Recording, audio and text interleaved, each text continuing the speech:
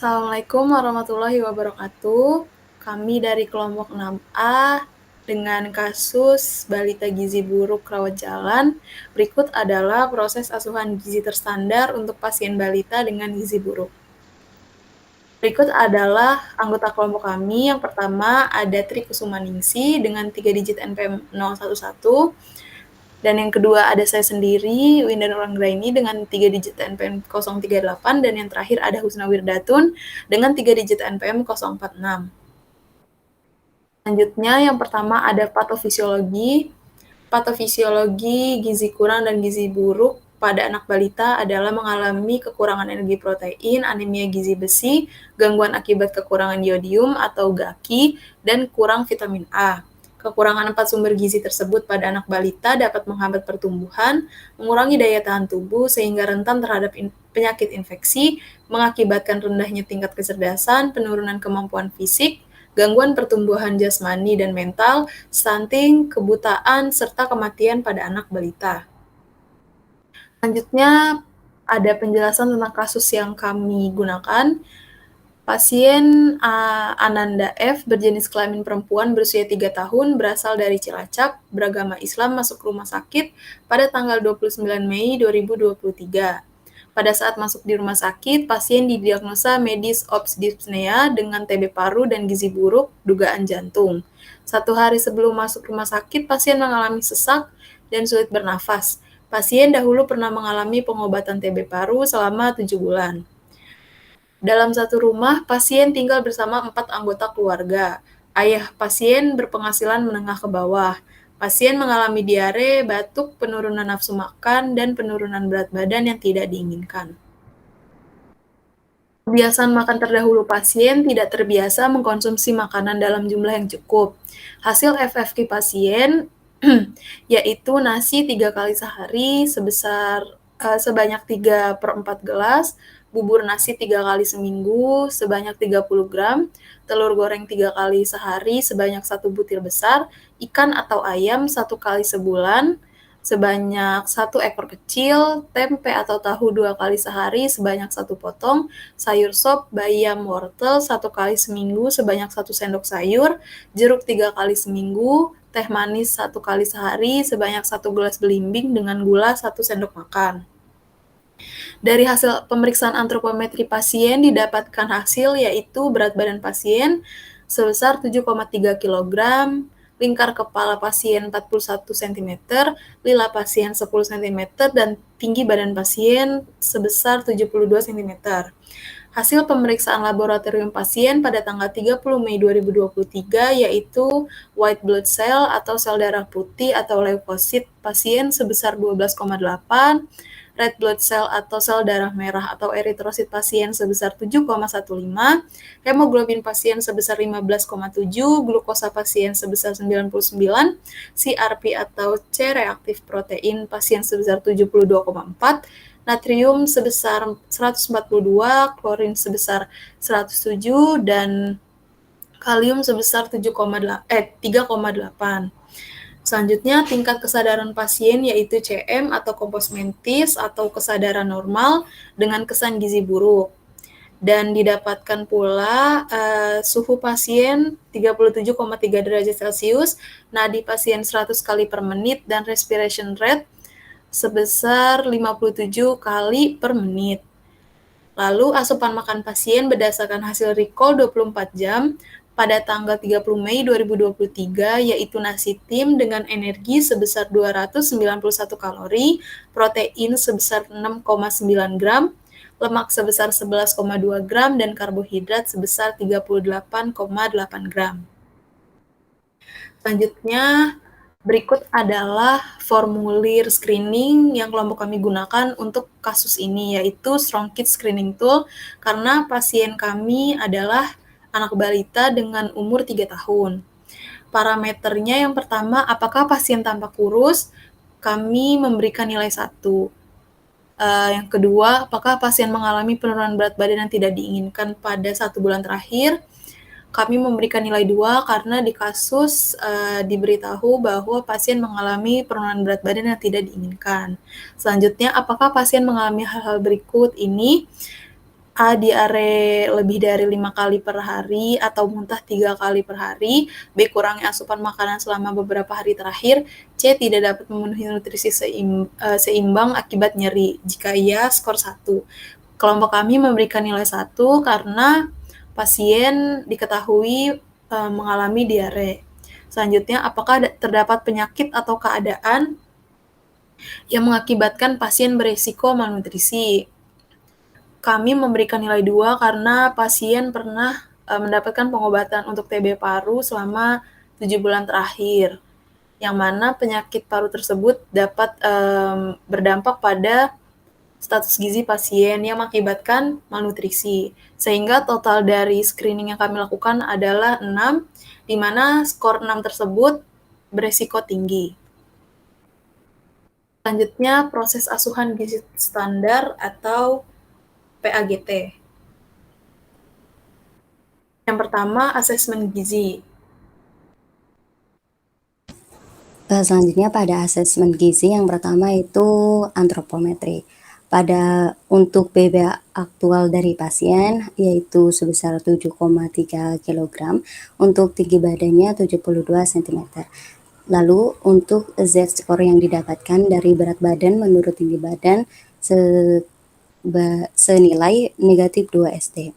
Untuk lila 10 cm dan lingkar kepala pasien adalah 41 cm dengan status gizi kurang. Adapun kesimpulan interpretasinya, status gizi pasien adalah gizi kurang yang ditandai dengan hasil Z-score berdasarkan berat badan menurut tinggi badan yaitu sebesar negatif 2 ST. Selain itu, pasien juga mengalami penurunan berat badan yang tidak diinginkan tetapi tidak diketahui jumlahnya.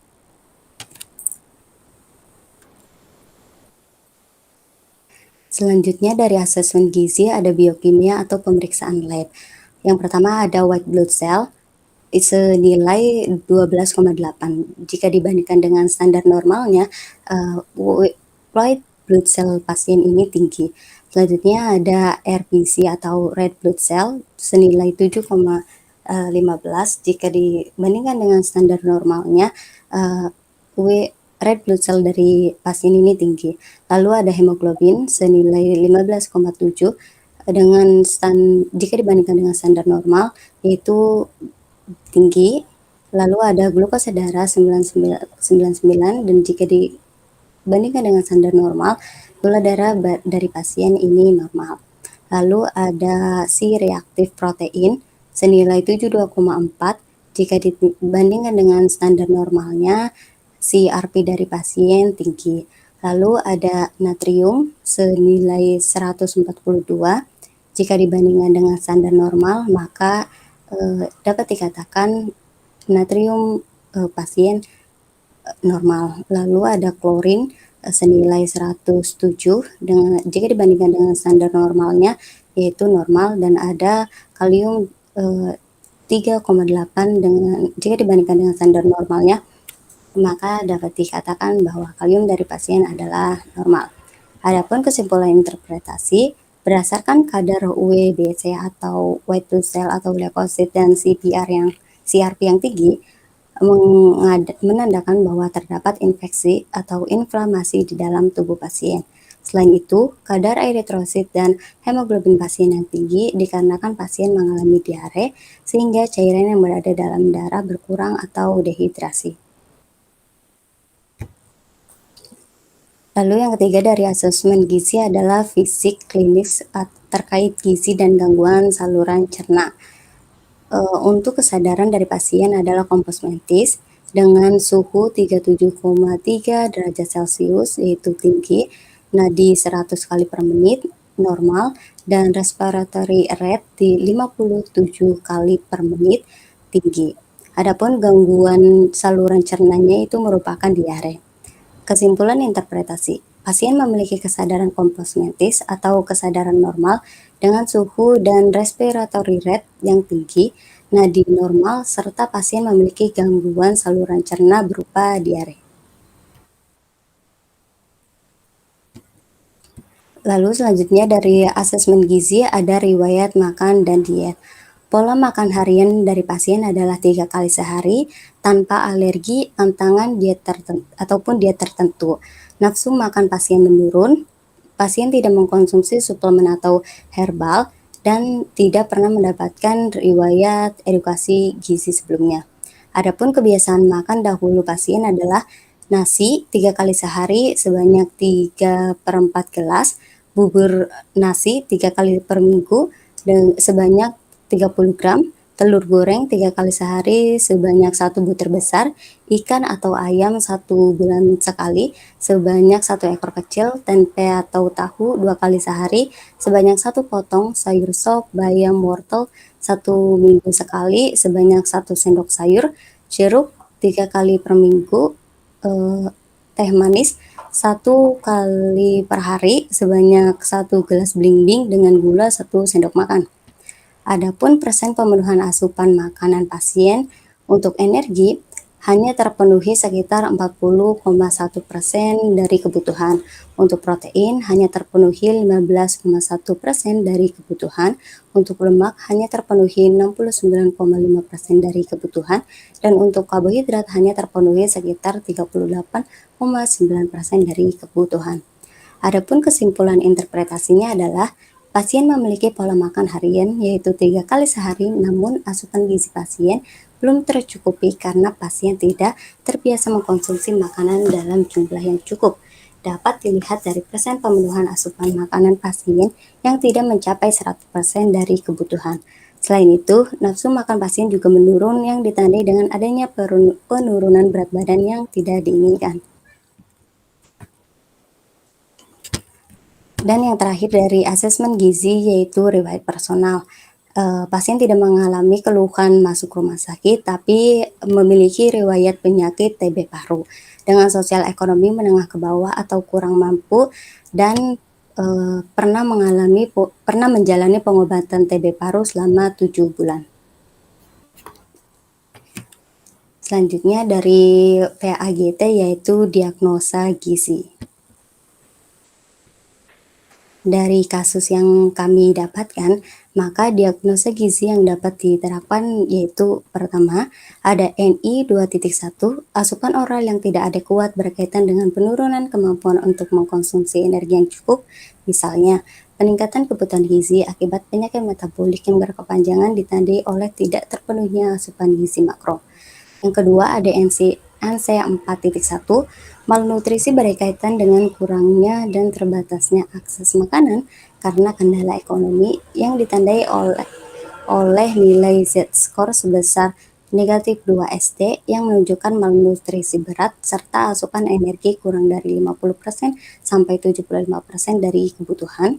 Yang ketiga ada NB 1.1, defisit pengetahuan terkait pangan dan gizi berkaitan dengan kurangnya pendidikan terkait gizi sebelumnya, ditandai oleh tidak mengetahui penyebab kejadian penyakit saat ini dengan kebiasaan makan serta asupan makanannya. Lalu yang terakhir ada NB 3.2, akses terbatas ke pangan berkaitan dengan kurangnya sumber dana keuangan untuk membeli makanan sehat ditandai oleh variasi makanan yang terbatas seperti seringnya mengkonsumsi tempe, tahu, dan telur dalam 1 minggu. Nah, berikut ini adalah berupa perhitungan kebutuhan gizi dari pasien. Adapun BB yang digunakan yaitu BBI atau berat badan ideal. Dari perhitungan menggunakan rumus Scoville didapatkan bahwa BMR pasien sebesar 725,26 kilokalori. Adapun kebutuhan zat gizi pasien untuk protein, pasien membutuhkan sekiranya 45,3 gram, untuk lemak pasien membutuhkan 16,11 gram, dan untuk karbohidrat pasien membutuhkan 99,7 gram. Kemudian PAGT selanjutnya ada intervensi gizi. Tujuan intervensinya yaitu meningkatkan asupan oral adekuat pasien serta bertahap dan memberikan makanan dengan porsi kecil tapi sering serta lebih bervariasi. Dengan deskripsi intervensi ND1 makanan dan cemilan, Tujuan dietnya memenuhi kebutuhan energi dan protein yang meningkat untuk mencegah dan mengurangi kerusakan jaringan tubuh, serta meningkatkan berat badan hingga mencapai status gizi normal.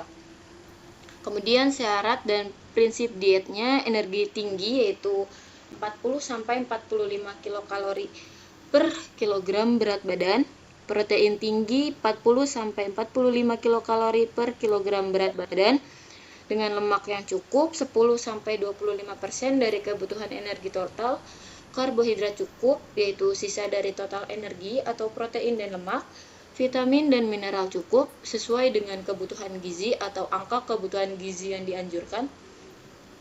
Makanan diberikan dalam bentuk mudah dicerna, serta untuk kondisi tertentu diet dapat diberikan secara bertahap sesuai kondisi atau status metabolik.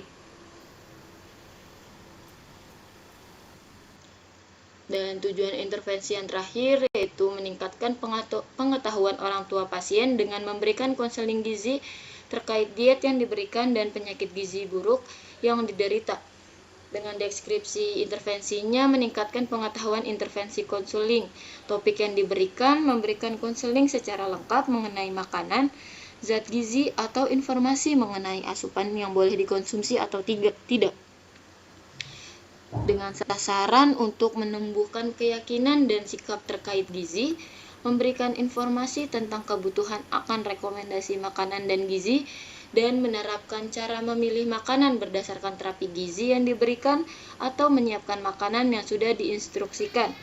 Kemudian metode yang digunakan yaitu pemberian konseling terkait diet yang diberikan dan menggunakan food model sebagai media pengedukasian setiap porsi dalam makanan dengan durasi konseling 1-2 jam per sesinya. Untuk pemesanan diet yaitu dengan diet energi tinggi, protein tinggi atau ETPT dalam bentuk biasa.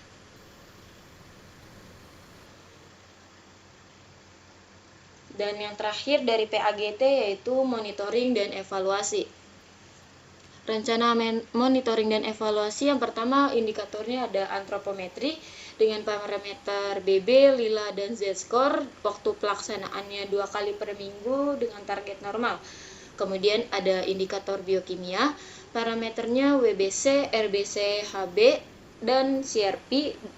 Dalam waktu pelaksanaannya 1-2 bulan sekali dengan target normal. Kemudian ada fisik klinis dengan parameternya tekanan darah, suhu, nadi, dan RR. Waktu pelaksanaannya tiap hari sehingga mencapai target normal. Kemudian ada indikator asupan makanan, parameternya pola makan harian, nafsu makan, dan kebiasaan makan dahulu. Waktu pelaksanaannya tiap hari hingga mencapai target, bertahap hingga mencapai asupan gizi yang baik dan cukup. Kemudian yang terakhir ada indikator pengetahuan dengan melakukan wawancara waktu pelaksanaannya saat konseling, mencapai target peningkatan pengetahuan terhadap diet yang diberikan. Dan untuk monitoring dan evaluasinya belum ada karena tidak terdapat di dalam kasus. Selanjutnya kami membuat menu planning untuk pasien balita gizi buruk. Yang pertama di sini ada makan pagi dan selingan pagi. Makan pagi yang kami ambil menunya yaitu sup jagung serta pepes ikan dengan bahan jagung, telur puyuh, wortel, ikan mujair, dan bisa terlihat ya di PPT. Kemudian untuk selingan paginya kami membuat pisang coklat. Dan untuk makan siangnya ada nasi tim cumi brokoli. Kemudian selingan sorenya kami membuat agar-agar coklat, serta untuk makan malamnya kami membuat kentang skutel, serta ada buah semangka dengan total asupan 730,6 kilokalori. Kemudian proteinnya 45,3 gram, lemaknya 17,7 gram, serta karbohidratnya 94,5 gram. Sekian dari kelompok kami, kurang lebihnya mohon maaf. Terima kasih.